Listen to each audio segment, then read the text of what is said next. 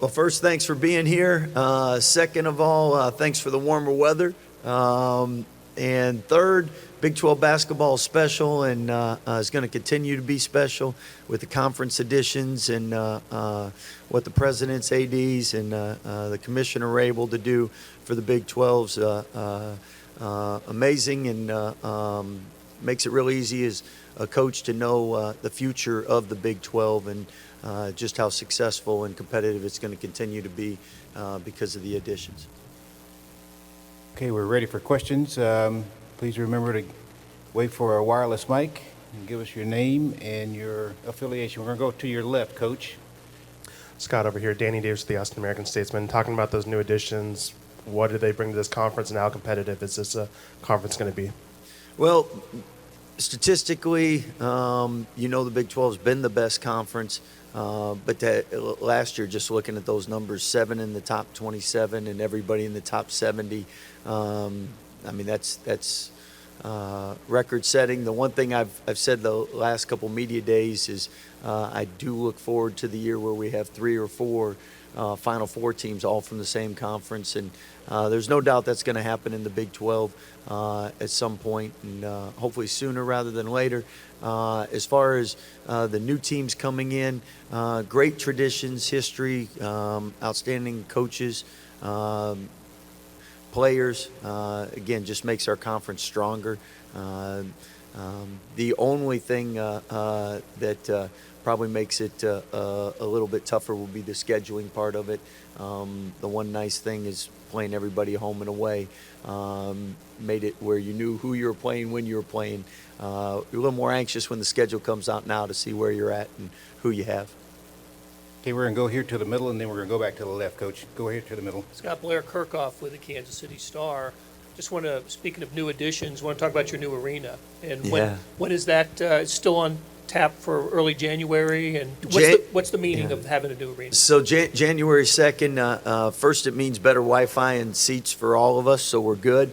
But home court advantage is so important in the Big 12, and you know that from all the years you've covered it. And one of the best things that I think the state of Texas in general has done is made newer, smaller arenas to make sure the fans were more on top of you instead of so spread out with the bigger arenas that we used to have. So we should have the same thing, fans on top of you, making sure they're supporting the home team and welcoming the visiting team, and look forward to showing you and everybody else January 2nd. They tell us that's the day we're going to be in there. I think best case is shoot around on the 1st and then the game on the 2nd, but excited for that. Okay, we're going to go to your left, Coach. Coach, Warner Coach over here on your left, Eric Henry, 24/7 Sports. Kind of piggybacking off one of the earlier questions, just wondering if you would have any interest in continuing to schedule Texas with obviously them and Oklahoma leaving the conference.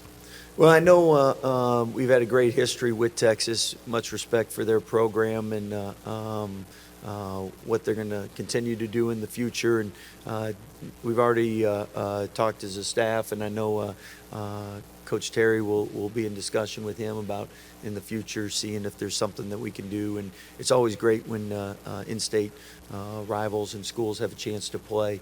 It's been great to, in my 21 years, just see how far the state's come in basketball and how many great players, programs, coaches we have now, and want to continue that success, especially for the younger players in the state. Okay, on the front row here, Coach, in the middle. Neil Meyer with the Front Office News. You talk about those new additions. You bring in a guy like Ray J. Dennis from Toledo. Just talk about what you've seen from him this offseason. Ray J's an old school type player, as an old school game, meaning really fundamentally sound, makes all the right passes, reads, really pitches the ball ahead. A joy to coach. He's been in 2 great programs at Boise State and Toledo, learned a lot from those staffs, and he's won. He's used to winning, comes from a great family. He's a great fit for Baylor University.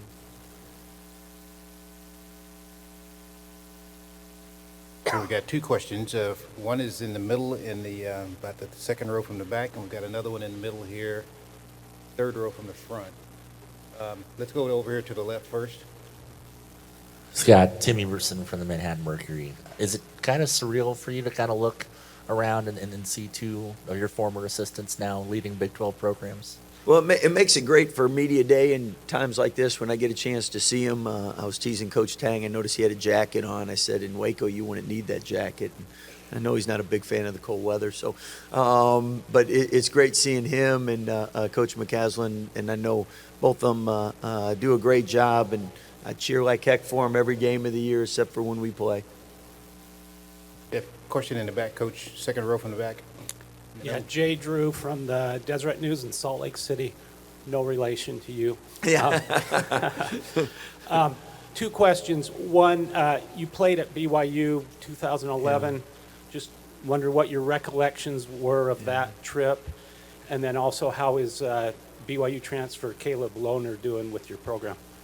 Two great questions. The first one, going into that game, we heard how what a great environment and what great fans BYU had. And I remember that was an outstanding game. Came down to the last seconds, and one of the louder places we played in and have played in. Period. Great respect for their fan base and just their game management and how they do things. Caleb Lohner, great young man, fun to be with every day. Is somebody that you can talk basketball, but you can also talk life and so many other things. He's got a ton of hobbies, from building cars to surfing to whatever. So great young man. You're going to be in the middle here, Coach, about 3 rows back. Hey, Coach. Kevin Sweeney from Sports Illustrated. I know defensively you guys had some struggles last year. I'm curious, now that you've had a whole off season to kind of study it and figure out what maybe went wrong, what your plan of attack is this year to improve on that end of the floor. Well, first you got to give credit for teams we faced and the players and strategies they had. Second of all, each and every year your personnel dictate and change what you might do defensively. And this year, one thing we do have is more size and length, and hopefully that does help with that.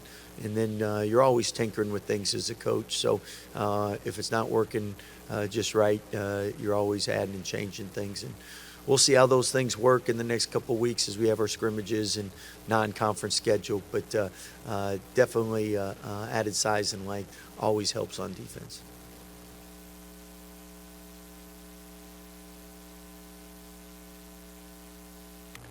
Any other questions for Coach Drew?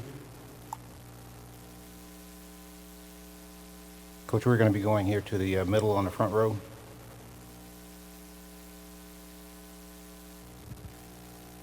Hi, Coach Ryan Roberts, Riverfront Cincy. Sorry to continue the trend of the additions, but can you just talk about what Cincinnati brings to the league in terms of prestige and history? Montgomery Inn ribs, Skyline chili, Grater's ice cream. That's a start, but obviously great program. A lot of success. When I coached at Valparaiso University, we played there when Coach Huggins was the coach, and just always been one of the better programs in the country, and great fan base. Wes is a great coach. He's doing a great job recruiting, and I know he's going to have a lot of success there. And again, Cincinnati speaks for itself. People know what a basketball tradition and the great players and coaches they've had in the past.